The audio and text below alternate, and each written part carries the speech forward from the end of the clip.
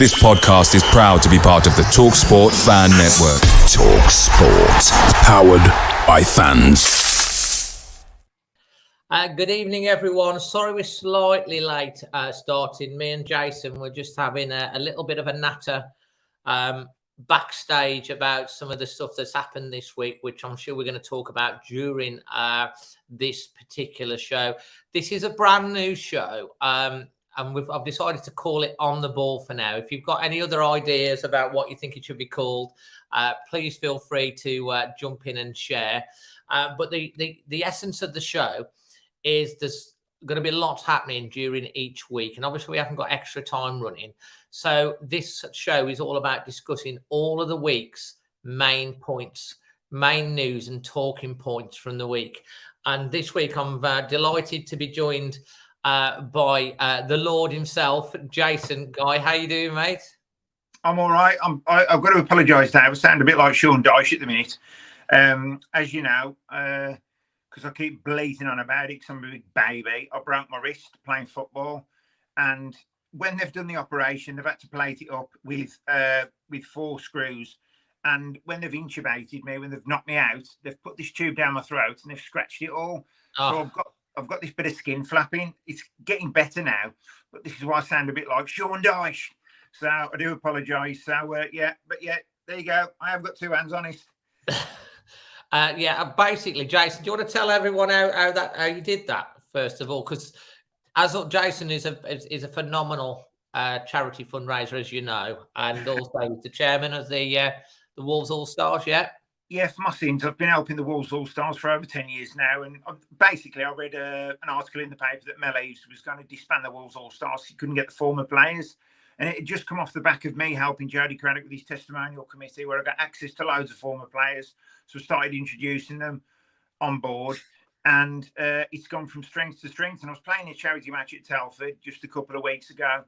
And a lad, I'm a bit annoyed still, really. And I've had a bit of a spat with him on Twitter, but he needless tackle on the halfway line. He tackled me from behind. He says he won the ball, which I think completely unimportant. But anyway, the upshot of it is 17 stone of muscle, fat, landed on my wrist, broke it in 2 places, and I haven't stopped moaning about it since. On a positive side, the doctor said I don't have to change nappies or empty the dishwasher for the next 4 years. So my missus is really unhappy about that. Mate, you crack me up. Now, guys, you would have seen, hopefully, well, I know there's over nearly 3,000 of you have already watched the end of season review show from last year, and I know there's well over a couple of thousand that have listened to it back on the podcast as well. Jason is normally one of the 4 of us that are in attendance for the in-person podcast, and we were originally going to do it on the 5th of June. Yeah. And obviously Jason was jet setting off to Spain. Yeah, that's right. That was just before he did his arm. So we moved it back to the 12th. He's gone in for the checkup, and basically your arm's that bad. They've had to pin it, haven't they? Yeah, they had to do an emergency operation on the morning. I was due to meet you guys at Molyneux, which I love doing, Dave, because I think your show's fantastic and the work you do, and I love being involved. And then I had to text you saying they want to keep me in. Next thing you know, I'm on a ward. Then I'm going down for an operation. It all happened really, really quickly. But the good thing is now I'm on the mend. And my missus said I can't keep talking about it. It's doing already. Milk it whilst you can. Now, guys, we're going to be talking about tonight, obviously, the breaking shock news, really, left field it's come from in a lot of ways. And that is Ruben Neves to Al Hilal in Saudi Arabia. We're going to be discussing that. We're also going to be looking at the our initial thoughts from the Premier League fixtures. There's been a story this week. Some news come out regarding Fabio Silva and his agent, who is saying that they're looking to get a move away from Molyneux. And then, of course, we've got, in addition to that, Julen Lopetegui staying with Wolves. And we're going to start with that news first, because that kind of came first. We'll talk about the Premier League fixtures towards the end, and then we'll get on to Ruben Neves and Fabio in between. And we will be taking your questions as well at the end, if anything you want us to ask, I think. But Jason, we didn't like to talk about it before it was announced. Yeah. But we kind of knew Lopetegui was staying, didn't we? We did. I do something which I don't want to talk about, but part of my business, I do something on a professional basis with Lopetegui. Nothing exciting, by the way, guys. And so I didn't know I was stopping. I did give you the news, Dave, but obviously I didn't tell anyone else. I didn't tell anyone the whys and wherefores. I certainly don't want to go on Twitter and start putting it all over there and pretend to be someone that's in the know, because I'm not in the know. But I just happened to be on with the information that I knew was stopping. I know I could tell you in confidence. And the reason I told you, Dave, one, I knew you wouldn't tell anyone else. But equally, as a Wolves fan, I knew you wanted that news anyway. And I think it's fantastic that he's stopping, because obviously I don't want to bleat on about Nuno, but when Nuno went, when we took on Lage, it was a bit of a knee-jerk reaction almost. He definitely wasn't the succession plan. And we always courted Lopetegui. And if we did lose him at the first hurdle, which is this pre-season, it would have been a bit of a bitter pill to swallow, especially the way he's turned things around. And I just think that with the pre-season under his belt, given the right backing, which is so important, and let him give his stamp on things, I really think we're going to make a difference next season. I'm not going to say we're going to get to the heights of top 7, etc., but I really do think that it's going to be a top half fruitful season, maybe a couple of good cup runs, and give us lots to cling on to and lots to hope for. And that's what we want. You know, we've got to be realistic. Are we going to get to Europe in the next 4 or 5 years? Who knows? Yes, I'm sure it's a name, I'm sure. But we want to be competing. And last season, when he took over the club and we was rock bottom of the league, we're not competing. So the change that man's done is incredible. So for one, I'm really pleased that he's going to continue with us. Yeah, I mean, it is really positive news, because at the end of the season, obviously the away form wasn't so good. The home form was great. There was a fog of uncertainty with some of the comments that were made. And we discussed this a little bit in the end of season review show from his journalist mate. And obviously that were leaked out there, and some uncertainty about FFP and he didn't know and all that sort of stuff. So there's, you know, that when you're going into a from the end of one season, fantastically, you know, we would have never dreamed of 13th and 41 points at one point. You know, we'd have been like, if we finish 17th and get sort of 36 points, 35 points and stay up, we're happy. He's done his job, phase one, keeping us up. And then there's a lot of expectation from pretty much all the Wolves fans, you and myself included in that, Jason, that, okay, job done. Okay, let's go on to phase two now. How are we going to get this team going up the table and competing for silverware and Europe again? And then, of course, everything's thrown into the mix, and there's that fog of uncertainty. The fact that Lopetegui, you know, it's now come out. You saw Matt Hobbs that spoke about it, which I'll bring up onto the Wolves website in a second. That's sort of lifted that fog, hasn't it? Yeah, I mean, the fact that we've got a key line of communication from the club in Matt Hobbs, where there is, you know, a candid statement that's been put out there with some transparency. Obviously, you know, that is what we want to hear. Sometimes it's not the actual content that we want to hear.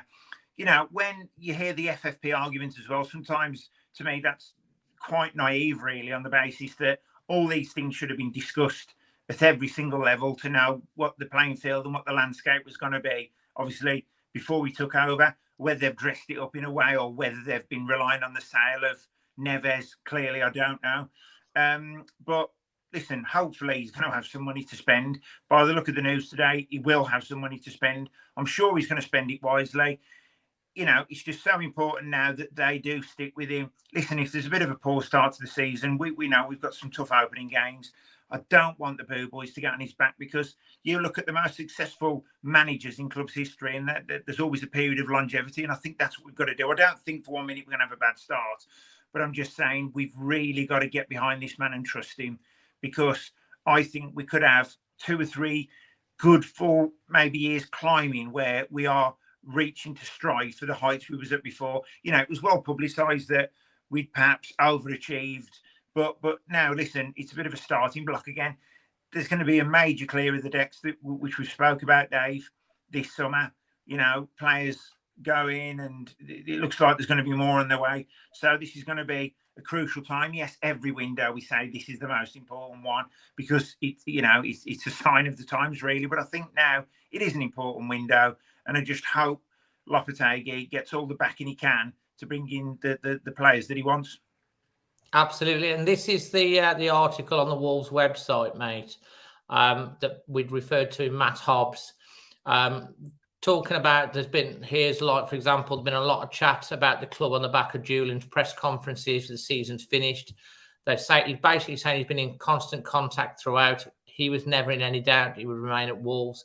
But we have to acknowledge that the project is different to what he thought it was. We had to allow him time to understand it and get his head around how to build a squad to be competitive to the Premier League. He goes on to say he's committed, loves the area. You can see his affinity is built with the fans, and never saw a situation where he wouldn't be our manager. Been working on a strategy for the summer, and while it may be slightly different to what it thought it would be 6 months ago, that's football, and we have to react to it. What do you make of that? The line, where he says that the adjustment where he's not, the project has changed effectively. So I was just trying to think of the terminology that was used. Maybe Lopetegui's coming. Listen, when he originally come in, and we heard the story about his father, which we've heard nothing about since, and I hope his father's made a good recovery, but we've heard nothing since.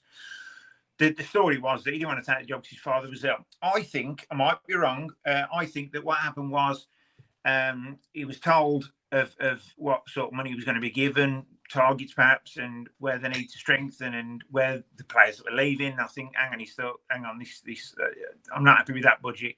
So then they've gone back to him and said, right, this is the budget. So then he took the job, and now obviously the landscape's changed, and they're trying to say to him, well, maybe he doesn't understand the project as such, and it's changed. Listen, with FFP, it possibly has changed, but that's why I use the word naive, because I think everybody should have been armed with the information that they needed. And it looks like that, yes, something has changed along the way. And Mal, I'm not going to say he was brought in on false pretenses, but he probably thought he had a bit more money to spend than he did. Any manager at that level, and if he's called an elite manager, should know exactly how FFP works. I think the only thing that has changed for me really would be the amount of money they spent in January.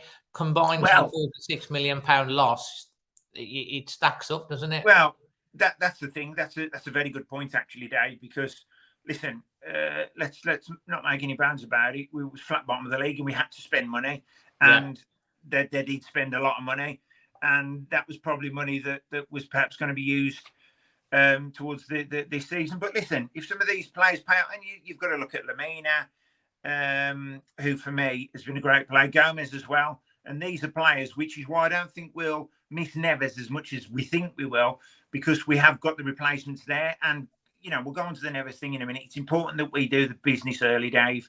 We don't want to be going into next season with Neves still really on the team sheet, because his value will be plummeting. And not only that, we know he's going to leave at any minute. So I think it's important that we've got a pre-season with the players that he wants to use.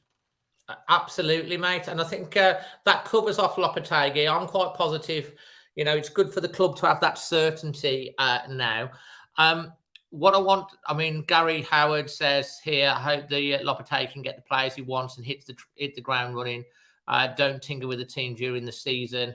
Obviously, he was trying a lot out during the season. Guys, if you want to comment in the chat, all you have to do is be a subscriber, and you'll be able to join in the conversation. We'll be going to your questions towards the end of this. So save up any questions that you've got. We'll pick out a few of those to cover. Nice seamless link there, Jason, in terms of talking about Ruben Neves. Let's move on to Ruben Neves. It was almost like a planned seamless link, that was. We talk about coping without Neves in the team. I think we played 2 games without him. We won both of those games, actually. Yeah. But, we've all been expecting Neves to go to Barcelona. I know for a fact, again, from some of my contacts, that he was going last year. He moved all his stuff out of his house. He was expecting the move to happen. It didn't. you know he was expecting to go because you saw the tears in his eyes the season before last. Again, this season, I guess the personal terms were still agreed from the year before. He's expecting Barcelona to come in and for him to go. Wolves obviously don't want a player exam. Their manager, Xavi, doesn't seem that... They've basically got Neves on a string. He wants that, we've seen Barcelona mess players around. Look at Adama Traore, mess Wolves about in the past. I wish they wouldn't deal with them. But, I was going to be happy for Ruben Neves to go to Barcelona because, he's abroad. He would get Champions League football, which is what we thought he wanted. We don't want him to go to a Liverpool, an Arsenal, a Newcastle, or a Man United because he'd be coming back and playing against him. And I feel like there's no one really gone in for him.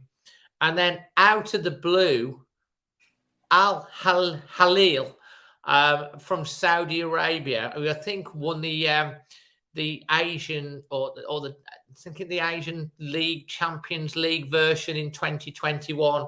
They've come in with a 55 million euro offer, which is 47 million pounds today. And I'm like, what? Really shocked. And then I'll kind of taking it with a pinch of salt. But the more that it's carried on over the next 2, 3, 4 hours, it seems like it really might happen. And they said that Neves could be earning 10 times the salary that he's on at the moment. I mean, when did you hear that? What was your initial thoughts and how are you thinking about it now, a few hours on? Well, I heard it today, Dave, and to be honest, when you first hear the news, you take it with a pinch of salt. Back to the Barcelona saga. I mean, Barcelona, it's well reported that they've got no money. The agents do leak lots of stuff in the press, and then it naturally alerts other clubs. And I think with the Barcelona thing, I think he was anchoring on that move, but it was never going to be a deal which was going to suit Wolves. And I genuinely think that if he had gone to Barcelona, we'd have had our pants down in some way, shape, or form. This move to Al Hilal, which has come completely out of the blue. Which is you find strange, but obviously now there's a tedious link because you do find quite strange that he's talking that he wants to play Champions League football, and he's certainly not going to get that in Saudi Arabia. Yes, they've got their version of the Champions League, but it's not the Champions League, obviously, we all know and love. So I put a bit of a tweet out today saying that, yes, it's purely a financially motivated move. But then obviously when you look at the crooks behind it, and once again, this further gains traction that after doing a bit of research, because yes, it can be mooted around that the Newcastle owners own the club, etc. Whether or not that's true. But doing some digging, it looks like the Newcastle owners have got majority stakes in 4 of the Saudi clubs, which are Al Nassr, which Ronaldo plays for, Al Ittihad, which Nuno manages, Al Hilal, and Al Ahly. So the worry is, because I put, which I was quite naive in my tweet, that I put, oh, well, at least he won't be playing Wolves, so it'll be a good move for the Wolves. There is this tedious link now that he's going to obviously join Al Hilal. He'll then go out on loan to Newcastle in the Premier League, and then he'll be playing Champions League football, and it'll be their way of getting around FFP. How are they going to get round FFP, though? FFP. Well, if it's a loan move, and Dave, listen, they're certainly not going to have to pay 57 million euro or 47 million pound transfer fee, are they? So they'd have to pay some transfer fee or some loan fee, I should say, to. There's a few people here. There's a few people that are saying the same sort of thing about Newcastle.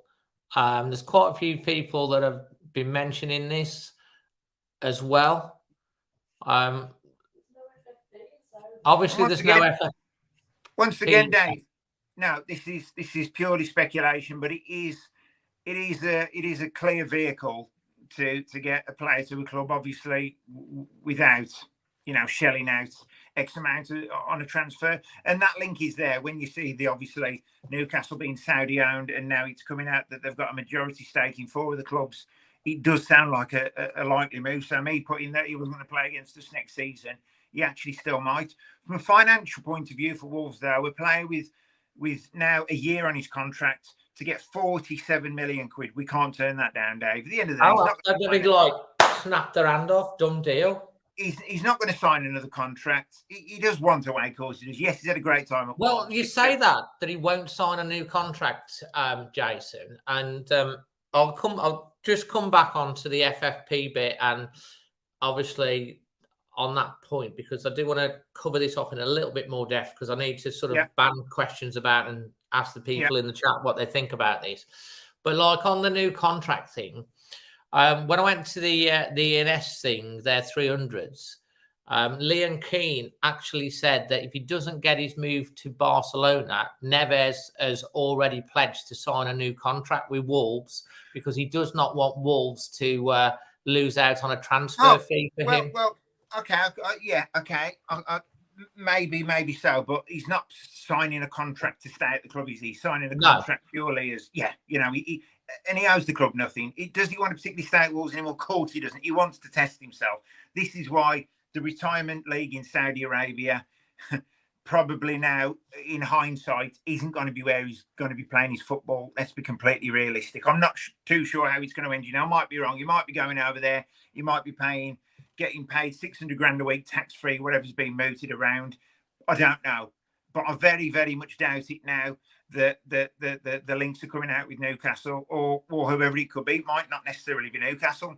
But I just think that it's just a vehicle just to get him into the Champions League and maybe help Newcastle with their FFP, perhaps. And look, it's a great deal for Wolves, whichever way you dress it up, Dave.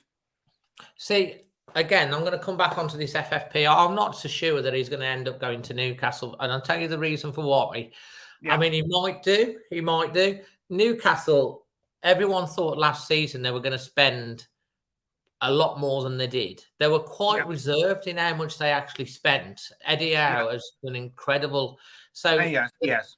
Their revenues, Newcastle's revenues, are far higher than Wolves.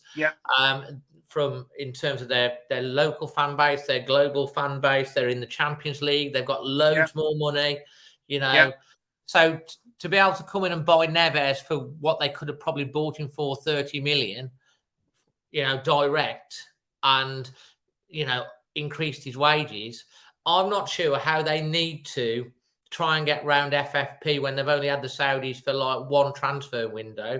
And if they are, and if the Saudis, from my point of view, in terms of their league, they're trying to, it's almost like the MLS and when the American Soccer League started with Pele and all of those lot, were coming over and playing, and Beckham going out paying on the money. They're becoming the new MLS in a lot of ways.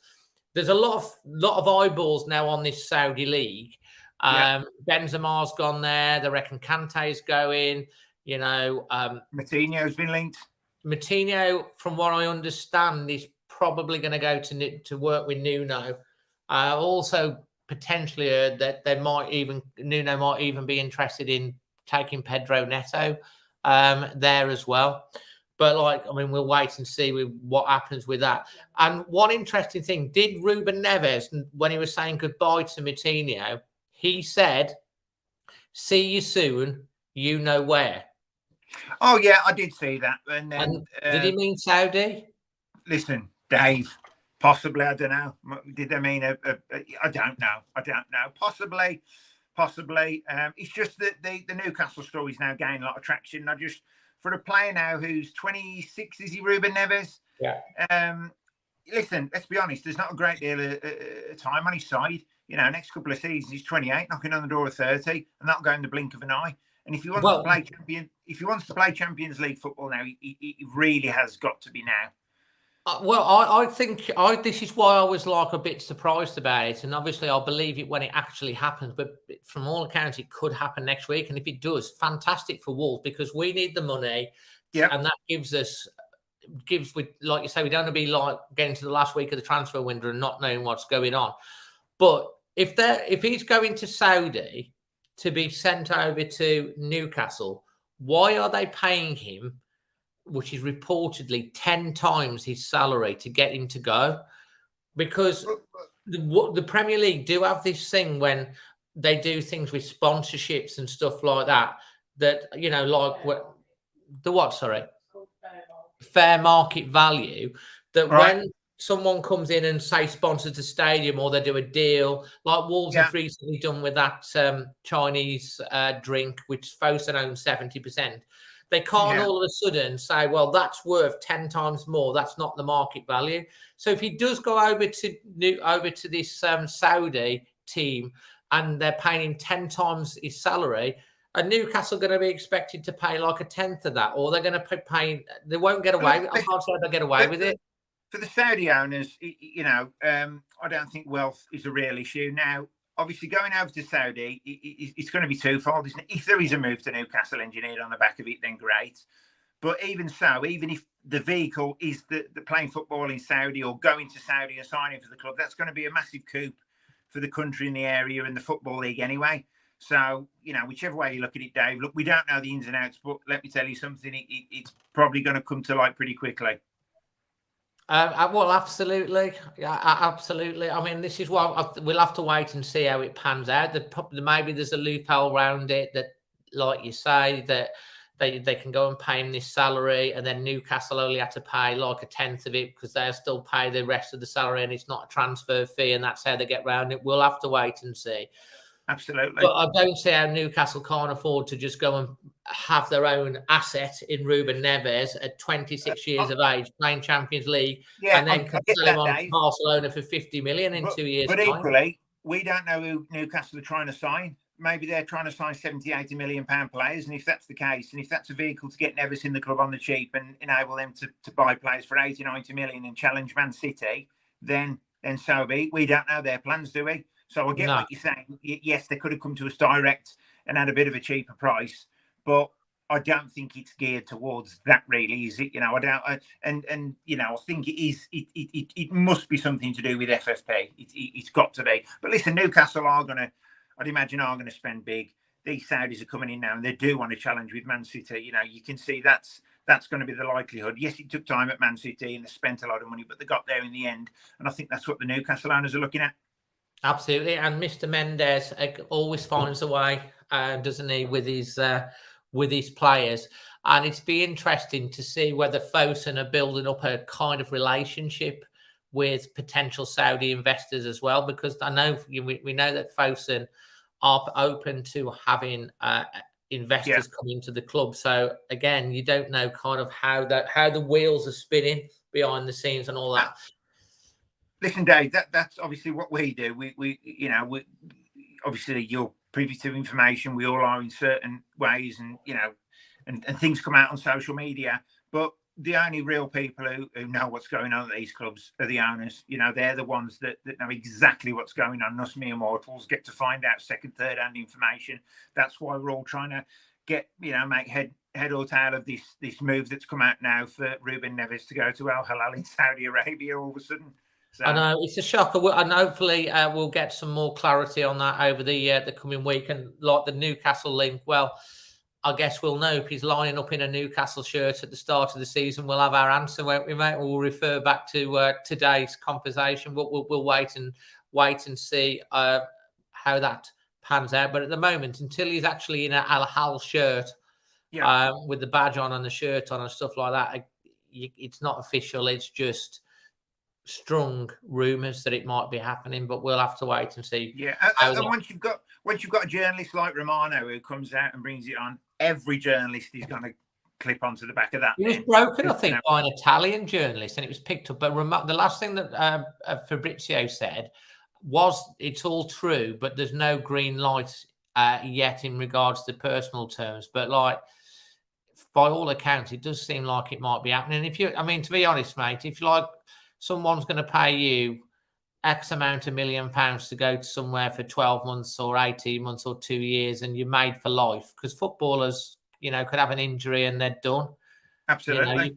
He can earn 10 times what he can. He can probably earn 10 years salary in the space of 12 to 18 months. It's hard to turn it down. It's a bit of a double-edged sword, really, because people were saying, a few months back, just give him a lifetime contract, give him whatever he wants to earn. Listen, we can't compete with, of course, we can't compete with the money that floats about, in Saudi Arabia and these own clubs. We just can't compete with it at the end of the day. I've always said, Dave, we've got a stadium of 31,000. We've got owners who clearly have got a financial lead, so we just can't compete that way. And we can't begrudge this move for Ruben Neves. And listen, any player on this planet, if they get made an offer like that, tax-free in Saudi Arabia, listen, I don't care what they think about human rights or the lot they are going, Dave. That's a lot of money to turn down in what is a short career, in what is, like you've said, you could be, you know, a few games away from a bad tackle that could end it all. Yes, you know, these career-ending tackles are less frequent now with the way, obviously, the advance in physiotherapy and medicine, etc. But even so, Dave, this is a huge, huge opportunity for him to, you know, secure his family's wealth for generations to come. Well, absolutely.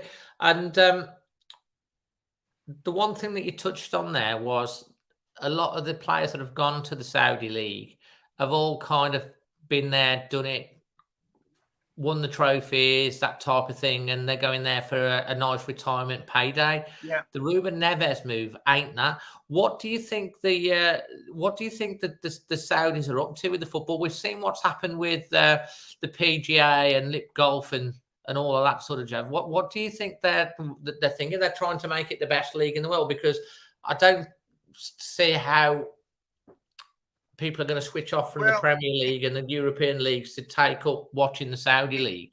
It's really weird, Dave. I've been to Dubai a few times, and I remember going to the Al Maidan, which is the horse racing. And listen, it's all about who's got the most successful horse. They don't even gamble, Dave.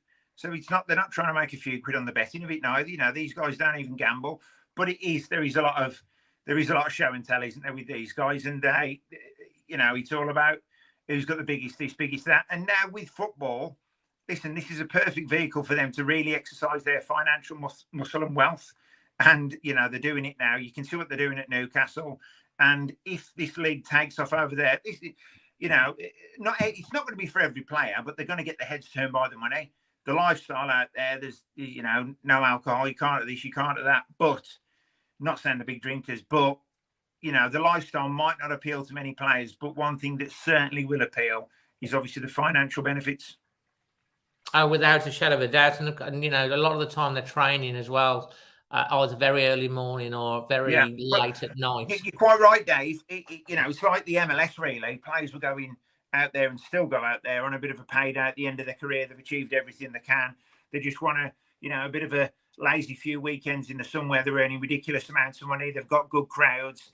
They don't have to go at full pelt, and there's little risk of injury, and they're living in a great climate and got a great lifestyle. And to a degree, you know, I think that's probably what the Saudi Arabian League is trying to replicate. Yes, they are going to get a few players at the tail end of the career, but you've only got to look at some of the names, Benzema, Ronaldo, that have been linked to go over, or who are over there, I should say. But it is unusual for this is, you know, where the Newcastle link comes from, I suppose. It is unusual that there's a player, undoubtedly at the peak of his career, hasn't won a great deal, you know, still got a lot to prove in the game. He wants to win trophies. He wants to play at the highest level. So it just seems a bit of a strange move for him at this time. Absolutely. And we'll see how that one pans out. Now, I just want to move on before we talk about the fixtures and then get some questions. And guys, in the chat, we've got nearly 200 watching us, me and Jason live at the moment, talking about this. Let us know where in the world you're watching live from at the moment, because it always fascinates me where you're watching. Fabio Silva, his agent, we were talking about before. I mean, what was the wording he used? Jason, have you got that info? I have. So another Twitter site got hold of their agent on Instagram by the look of things, or one of his agents, because I don't believe he's got one agent. I believe there's going to be several operating in any deal for Fabio Silva. And they got hold of Carlos Oliveira, who confirmed that basically, I made some notes for me. They didn't feel that there was any protection for Fabio when he joined the club as a 19-year-old lad. Right. They then put a few stats out that his debut season, he was 18, he scored 4 goals and 4 assists. They've also made it clear, or Carlos Oliveira made it clear, that the player wants now a permanent move away. He doesn't see his future with Wolves. And they do want the club to obviously recoup and obviously protect their investments. When this Oliveira comes out and says he didn't feel there was any protection for a 19-year-old boy, he wasn't worrying about that when Wolves were shelling out 35 million quid for an unproven player, and that they were shelling out thousands and thousands a week, and loads of people were in on the deal. Nobody was worried about the protection of the lad then, right? There wasn't. No. Yes, I get the fact that he was probably brought in a bit too soon on the basis that Raul got injured. He wasn't expecting to come in so soon. But then the argument could be, Dave, we're a Premier League club. We're not an established Premier League club. We're a newly promoted Premier League club. We've made our record signing for a teenager. For that sort of money, he should be ready. My argument then went back to in the early days that Michael Owen was ready at 18. Robbie Fowler was ready at 18. Rooney. Wayne Rooney. There's countless players that were ready at 18 years of age.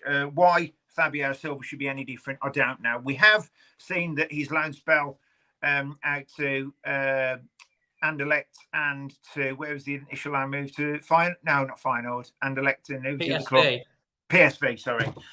They did work, especially the Anderlecht one, where, yes, they are lesser leagues, but he was getting his confidence up. He was scoring goals. He looked a lot of a stronger player. He's clearly enjoying his football. He's clearly a confidence player where, look, like any striker, thrives on scoring goals. So he was doing well. And I think maybe the Premier League was too big an adjustment for him at that time, but it demonstrated that he wasn't good enough. Now, if he's not good enough, Dave, he ain't 35 million quid of anyone's money. Are we going to recoup that investment? Very, very, very doubtful. It's not just 35 million quid. It's agents' fees. It's his wages.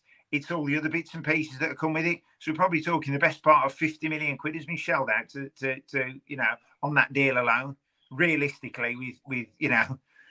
So for me, Dave, I just think that it's probably a bit of sour grapes from his part. They clearly want him out. They clearly see his future elsewhere.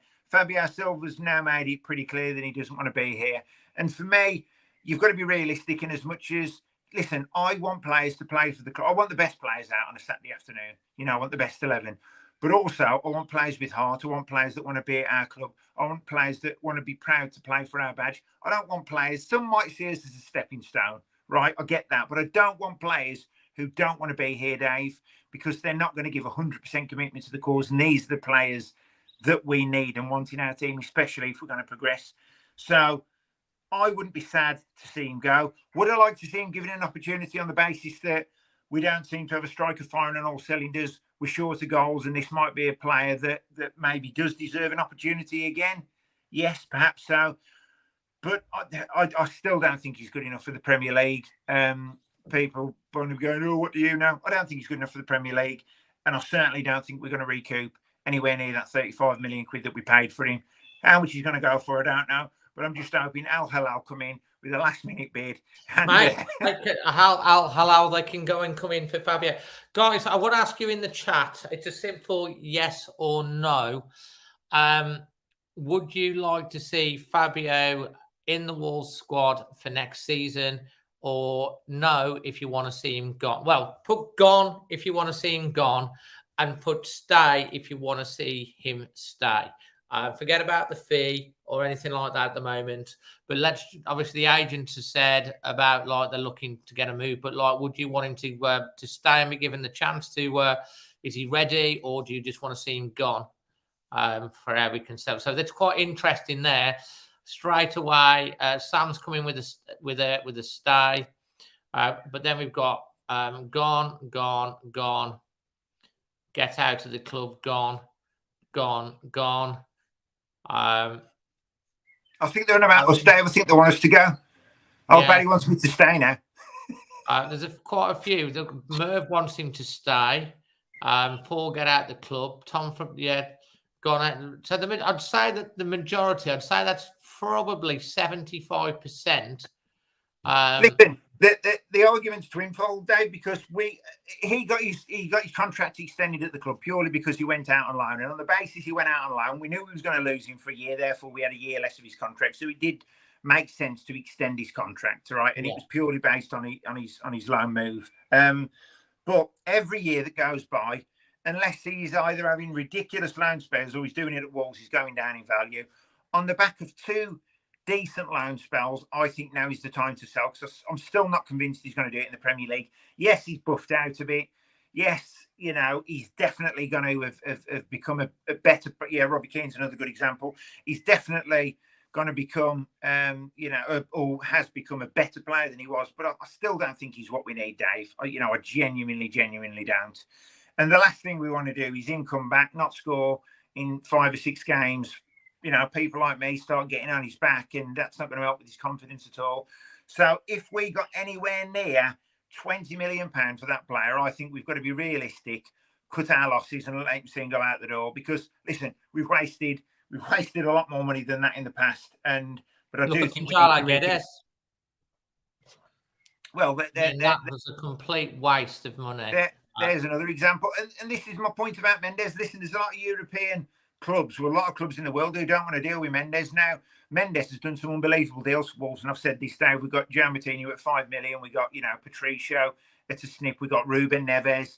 Yeah, and there's been some great ones which we'll remember. So Uncle George did us a few favours in the early days, but don't forget, Uncle George is out for himself. He's out to feather his nest. He doesn't care about Wolverhampton Wanderers. He's not going to bed at night kissing his badge, Dave. He does not care. It's just a vehicle to move money for that man. So in respect to the players that he's brought in, which have been good, that's great. But equally, there's been some real duffers, Dave. And it'd be interesting to, pound for pound, look at all the players that we have brought in and look at some of the duffers that he's brought in, because I think we'd be shocked at some of the ones that he's brought in, which we've spent unbelievable money on and have done nothing. Well, absolutely. There's a couple of people that have been talking about FFP. What I would say to you guys is, if you want a real good look at FFP, the producer has done a fantastic article in layman's terms regarding FFP, and I would strongly go and read this. This is a fantastic article. Wolves and FFP, what the purpose of it, the basics, Wolves' financial situation, how FFP works with buying players, can a wealthy owner just inject capital, what are the penalties for breaching it, what can we expect from Wolves to spend the summer, and competition in the Premier League. It's a fantastic article, and it puts it in layman's terms. Yeah. So, and I think that's important, Dave, because for some people who understand FFP, I'll be completely honest, I haven't done enough research on it to say that I do. What you've done in layman's terms, I've read it, and it does make absolute, crystal clear sense. But look, we can't be experts on everything, and I'm not going to come in here and say, I know all about FFP, because I don't. Craig Spillard, a mate of mine, he's quite vocal on Twitter, and he does seem to know what he's on about. But it is a bit of a minefield, and that's why clubs are looking at so many ways of getting around it.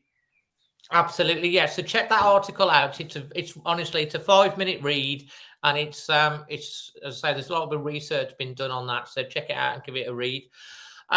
Jason, that's Fabio Silva, and guys, this is the last subject that we're going to cover, and then we're going to come to your questions in the next 5 minutes.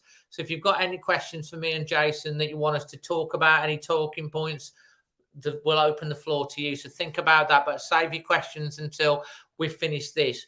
The fixtures are out, Jason. Yeah, we've drawn, and we have got we have now got on the Wolves, always Wolves, as well.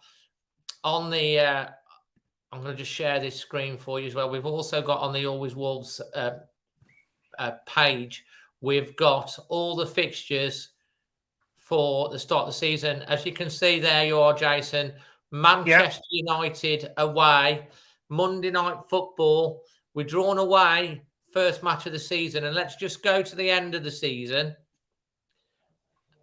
There you go. And we've got Liverpool away to finish with. Our opening fixture. That seems to have happened about 2 or 3 times in the last few years, doesn't it, Liverpool away? Well, we played Liverpool away the year before last, who were vying for the title. And then we had Man City away last season. And now we've got Liverpool away. The opening fixtures, United away, Brighton at home, away to Everton, away to Palace, home to Liverpool. So we're playing one game at home from the opening fixture at the 14th of August until we get to the 16th of September. We've got 3 away games. What do you make of the fixtures again? I mean, I'll be honest, Dave, and I do reiterate this every time the fixtures come out, that there are no easy games in the Premier League. There is certain games that come up and you think, oh, I fancy us for 3 points there. I fancy us for a point. And you immediately look at those and you think Everton away, they was in poor form last season. Palace away, they was too. But then you think that, listen, they're still in the Premier League for a reason, and they're going to be going into this summer as hungry as we are to obviously strengthen. United away, that's going to be a baptism of fire. Monday night at Old Trafford. Look, I've got a view on this actually, because I was hoping we would get a couple of like the so-called bigger teams at early doors, because you see the likes of City and Liverpool to an extent, they went on a good run. Towards the end of the season, they go on this sort of consistent. I always find that we could catch them early season, so I don't mind United away on the opening fixture, because I think potentially we could go there and they're not, they're not fully into their stride. I know we won't be either, but the levels the playing field a little bit. Oh no, listen, Dave, I agree, and that's the way I'd like to see. But then you've got to be realistic and think these teams are going to want to start especially the first few games with a win, and you look at the teams that invariably will end up down the bottom, or they know they're going to be in for a tough season. They're going to want as many points on the board as they can. So listen, Dave, there's no easy games. I mean, the difficult one for me is the Brighton at home, because Brighton are a really good side. And a couple of years back, you look at Brighton as a fixture, you'd think 3 points, and you would, because it's a little old Not Brighton. when we play them, because we haven't beaten them in the Premier League. Well, they're a bogey team.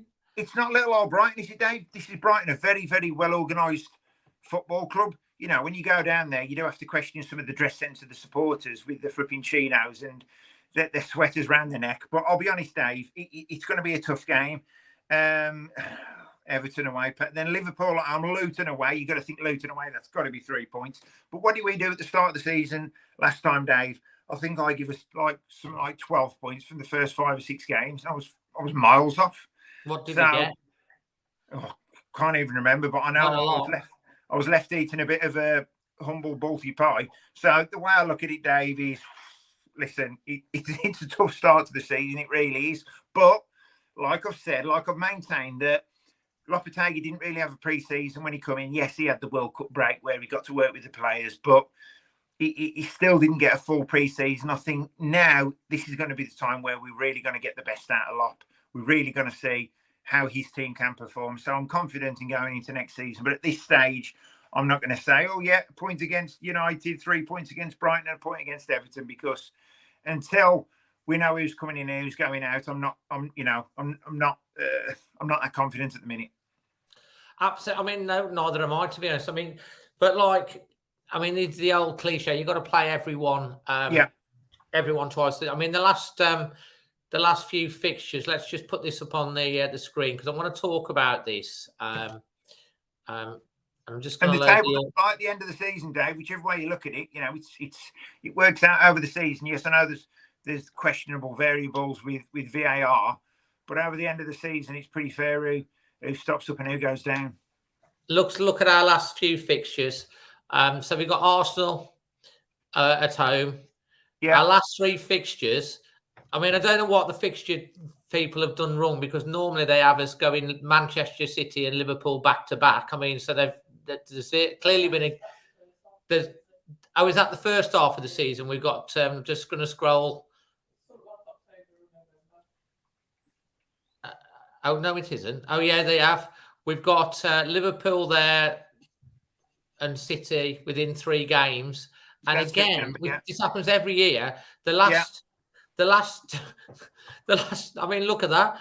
City away and Liverpool away, last 2 away matches of the season. Listen, Dave, I don't want to tempt fate in any way, shape or form. And I might have said this last season, but if we are fighting for our lives and we've got to go to Anfield and Man City and get points, then... but listen, I'm not going to look that far forward yet. I'm sure that's not going to be the case this season. But we wouldn't want to be in that position come May. Absolutely. And the thing that really seems to bug me a little bit, Jason, and I think a lot of the Wolves fans, is that can anyone tell me when the last time that Wolves had a opening fixture at home at Molineux and away at Molineux and the home at Molineux for the last? Because we always seem to be away for the first match and away for the last match of the season. I can't remember when the last time we were at home for the last match of the season or the first match of the season? Why does that happen to us every year? Yeah, no idea, Dave. No idea. But there is definitely advantages, especially to playing your last game at home. There's plenty of advantages. So it's always nice to finish off the season at home as well. But yeah, I've no idea, Dave. Well, while someone figures that one out for us, we're just going to be coming up to the last sort of 5 or 10 minutes of the show. If you've got any questions for myself or Jason or for both of us, now's the time to bang them out, and we'll spend the last 5 or 10 minutes just asking some open questions from any of you guys. And before we finish, I do want to give a shout out. I do want to give a shout out to a guy who I think he's watching now, because I've seen his name crop up a couple of times. A lad called Spencer Rock. Now, I went to school with Spencer, and Spencer was one of the guys who got me supporting Wolves, bless him, because when I was growing up as a confused adolescent, when I was 8 or 9, I'd just support the team that was on telly, and it was Spencer that was one of them who was a big Wolves fan and got me supporting Wolves. So fantastic. Yeah, so Spencer, you're the reason that I'm on here now, mate. That's absolutely fantastic. Wolves F1 has said the last 6 seasons, last game of the season, Liverpool times 3, Chelsea, Arsenal, and who's that? 6. So we've had Liverpool 3 times, or Liverpool. Fantastic. Jason, your book. Yes. I should mention your book, because you're writing the second book at the moment, aren't you? Which is hopefully going to be out on Christmas. Whilst we wait for any questions, if we don't have them, we'll be able to finish off. So very quickly, so I obviously I wrote a book during lockdown, Tales from the Tape, which is now volume 1, where I interviewed 36 former players and obviously put that into book form. Went really well, sold over 1,250 copies, raised £20,000 for charity. And I wanted a bit of a break from it, because it is really hard work writing a book. It takes a lot of time. It takes you have to be in the zone for it as well. You can't just write a book. And equally, the quality of the first one, I want to replicate that with this one. I don't want to put out a substandard product or rush anything. And I got some really, really nice and positive comments from the last book. So I have started the second book. I say I've started it. I'm probably halfway through now. Got some fantastic interviews in there. I mean, and it's interesting because I'm having to listen to all the podcasts back. So not only have I got to listen to my dulcet monotone voice hours and hours and hours, because I have to listen to it, pause it, rewind it, pause it. And so it takes me probably about a day and a half to write each chapter, hours and hours you put into it, then it gets edited, etc., etc. But 2 that have sprung to mind are 2 guys. Are you not sort of putting it into one of them online sites where it just automatically translates it for you? Well, no, and the reason being, Dave, is just when I do a podcast, I ask the questions in chronological order. Where did you start? And then we go through each club or their time at Wolves and how the career ended. But then when you write a book, you don't really want to do it like that. You want to get people in at the start of the chapter with a bit of a gripper, if you like. So you have to piece it round, and then there might be something else to mention later in the podcast which is relevant to an earlier part of the interview. So then I have to listen to it, then I have to piece it all together, a bit like a jigsaw, then put it all together, then I have to read it 10 times, then you have to swap things round, move things, then you have to go back to the player, check things, then you have to check all the facts, because the player will say, I made my debut against Swansea, then the record books tell you different, and you don't want to say that the player's got it wrong, but maybe he has. So, yeah, but 2 interviews I did, Dennis Conyard and Greg Fellows. Dennis Conyard was a physio in the 80s.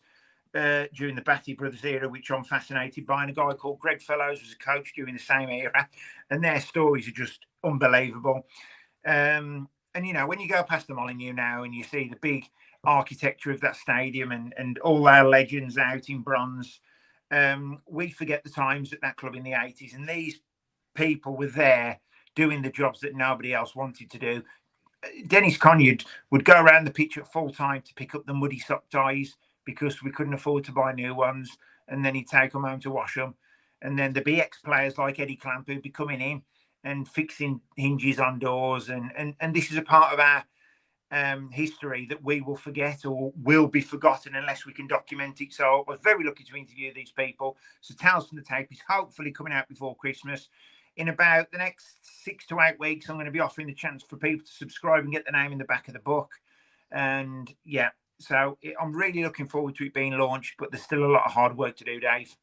Fantastic. So keep up to date here, because hopefully we'll be able to get maybe some special book launch thing going up on the channel when it comes out, and, and stuff. I'll give it you first, Dave. Don't worry about that. That's nice. But we'll get we'll be able to get a bit more of probably an in-depth discussion on the book when it's ready to go. Yeah, absolutely, Dave. Absolutely. Like I said, it's a lot of hard work at the minute. And as you know, I've got Olivia, my disabled daughter, so that takes up a lot of time. So I literally have to juggle it in, obviously work, etc., etc. So like, I was working on it this afternoon for a little bit, and I'll probably work on it a bit later as well. So the labour of love, Jason. It certainly is. It certainly is. I've got some questions to finish off with. Peter Yam 54. Any hope you guys think Jeff Shee will be replaced this summer? I mean, once again, this is a story that I've heard a lot of traction with. I did hear, and off somebody, I can't say who, but I did hear that there's been a lady floating around recently who's part of the Fowson group. Is that right, Chrissy? Yes, she's been floating around now. Listen, I've heard all sorts of rumours, not about Chrissy as such, but I've heard rumours that Jeff Shee was going to take over at esports, and that's more of where he sees his future lying. But listen, I mean, esports, we all laugh about it here, or that's not going to sign us players, but it is huge over there. I mean, huge, massive. Well, as you know, we did a thing on it. From what I was told, that originally was it somebody's son that was going to come in. Son. No, Sky's son coming from Grasshoppers. He had a baby with his partner and resigned from Fowson, and that went out the window. Jeff was going to be moving upstairs. There is someone from Fowson that is apparently a permanent fixture at Wolves at the moment called Chrissy. She's a woman. No one seems to know what her job is as such, but she is there. Pardon? I said, mate, from like 2 or 3 people I've asked who are Wolves staff, now they're not close to it. They don't really know what she's there for. She don't know. If you've ever seen, what's that film with Meet Joe Black? Have you ever seen Meet Joe Black, the film? No. Mate, it's a great film, but basically there's this person that comes to the boardroom and he's like, this is Joe. And who's Joe? And no one kind of knows who this person is. But Chrissy, she's from Fowson. I think she's pretty switched on, but she's definitely a permanent fixture at Wolves at the moment. I'm not really sure what her role is. Anyone behind the scenes, and listen, we've got to welcome them with open arms, haven't we? And, it's all part of this huge project we're on. But, yeah, I've heard all sorts about Jeff Shee. I mean, there were some people on Twitter who were saying Jeff Shee's gone, he's toast, he ain't coming back, he's gone, that's the end. But, he seems to be floating about, so... I don't know. I think he's gone back to China for a little bit, but he'll probably be back. Even if it's the esports side. Adam Walker says, how do you think the Cody situation will play out, keep or let go? Do you want to answer this first, Dave? My thoughts on this, from all the reading, Cody's saying all the right things, that he wants to come back and everything. Obviously, he got bombed out by Large. Lopetegui's a clean broom, but there's also a lot of linking in with likes of Sheffield United and Forest. We know that Lopetegui tends to want to play a back four rather than a back three. We've brought in Dawson. Does Cody get in front of Dawson? Can he play a back four? Yes, he can. Is he comfortable in a back four as he is in a back three? No. Is he brilliant in a back three? Yes. Is he great around the dressing room? Yes. My gut feeling is that eventually it'll come to a point and probably, Wolves will cash in on an offer for Cody. Yeah. But if he was involved in the squad again next year, I trust, he's always been a team player. Obviously, he left under a bit of a cloud and there's that, but he's always had a good attitude and he's always loved the club. But Everton haven't kept him. So you ask the question, in a back four, is he going to be a regular fixture? Because I don't think he gets in a back four ahead of Dawson or Hillman. Dave, or whoever else he brings in. I agree wholeheartedly. I think what Connor Cody did for us at the time, playing in that back five or back three, whichever way you look at it, I think he was exceptional. I think he was a real leader and he propelled us to where he was. But now we've moved to a back four. I just can't really see a place for him. He wants to be playing football as well. Yeah, I think the England door's closed on him now, but I think he does want to be playing football at this stage of his career. What's he, 30, 31? And then you've got to look at, does he get in the team in a back four over Dawson, over Kilman? He's not going to, that's not going to be the way. So I think while there's a little bit left on his contract and while he's worth 4 or 5 million quid, I think it's time to say goodbye and thank him properly for what he's done for the club and allow him to move on. Absolutely. Craig Berry wants to know, what do we do about Neves? Sell, keep? If keep, what's his best position in the team? And George Smith wants to know, are you bothered if Sarr goes? Am I bothered if Sarr goes? Not particularly, no. I mean, he would need replacing. It wouldn't be a case of putting Bentley in goal, so he definitely need replacing. But would I be particularly bothered? No, because I do, especially recently, there always looks to be a mistake in him. Yes, he is a good shot stopper, but you've got to look at the whole round game. With regards to Neves, his best position, well, he's undoubtedly a talent. And it was at the start of the season, we signed in Neves, we signed him for 45 million. He's going to Liverpool at the end of the season for 48 million quid. Well, that ain't happening, is it? And are we going to get 48 million quid for him playing the way he has done in the positions he's played in? Probably not. Do I want to see him in a Wolves shirt? Yes, because I think he certainly adds value to the team. I think he's a very, very good player. But we have got to, or the manager has got to decipher his best position and really work on that. I don't want to see him floating across everywhere and playing in different positions. I want him to nail down a position and make it his, because that's the way as well that we're going to see the very, very best of him. I concur. I think if we're not selling Neves, I mean, we paid 45 million for him, and we're not going to sell him for 45 million when he's got so long. You know, he had a few great moments last season, but we never saw one real consistent game as such. Maybe the game where he scored that wonderful goal, his confidence. Lopetegui feels that he will see the best of him next season. I think that may be the case.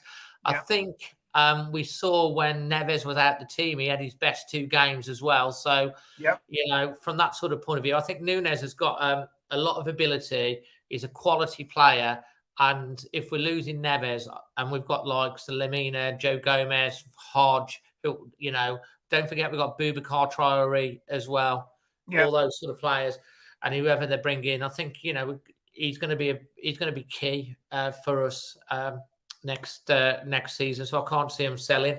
Guys, we've just gone over the hour mark. So just before we finish, if you enjoyed the new show On the Ball and you want this to become a regular feature where we can have a natter about the week's events, just give us make sure you like the video and let us know in the comment section below. Jason, just before we finish, when's your next actual fundraiser charity event? The next one is 13th of July at the Purton Park Golf Club, which has recently been acquired by the Mount. All we've got left now is hole sponsorship. If a business wants to sponsor a hole for £25 or £25 on the night to see the comedian John Stoles in the golf presentation. We're raising money for 3 charities, the usual 3 charities. The golf day sold out in record time, 22 teams, which is incredible. And then the next event, which I'm really looking forward to, is the 5th of October with Bobby Gould at the Mount Hotel. Again, I mean, Bobby is a lovely, lovely man. Got some great stories. Played for West Brom, played for Wolves, had 2 spells at Wolves. Lovely guy, obviously won the FA Cup, as well as manager of Wimbledon. So he's got some great stories, managed Wales, but he's a genuinely nice guy. So I'm really looking forward to that with Bobby. Yeah, I'm sure we'll be there for that one as well, Jason, as well. Guys, looks like most of you have enjoyed tonight's show. And we've had well over 200 watching. Hopefully we've covered off a lot. If you're watching it on catch up, leave your thoughts in the comment section. Just make sure you are subscribed, you smash a like, and it will be out on the Always Wolves podcast from tomorrow morning. So I know that there's a couple of people over in Australia and LA that listen to it on the way to work, which I find incredible. to be honest, to think they're listening to us. Imagine listening to me and you, Dave, and then having to go full day at work in the heat. I know, can you imagine? Oh, it always amazes me. It just if they're listening, Dave, they might not know because I haven't mentioned it, but I've broke my wrist. I've got a really poorly wrist, and I haven't mentioned it. And I said I wouldn't mention it, Dave. And I'm in abject pain. It's really hurting, Dave. Fantastic, guys! Thank you so much for joining us this evening, and hopefully we've covered off a lot of the week's news on the ball. We're always going to be on the ball with all the latest news here on the channel, so make sure you subscribe. Until the next one, love to you and your families. Happy Father's Day to all the dads like you out there. Went to saw my father-in-law and my dad today, which was great. I feel grateful to still be able to spend time and give them the love. But love to all the dads out there as well. And make sure if it's your dad or you're a dad, just make sure that you tell them you love them. Until the next one, from myself and the Lord himself, Mr. Jason Guy, always Wolves. Always Wolves.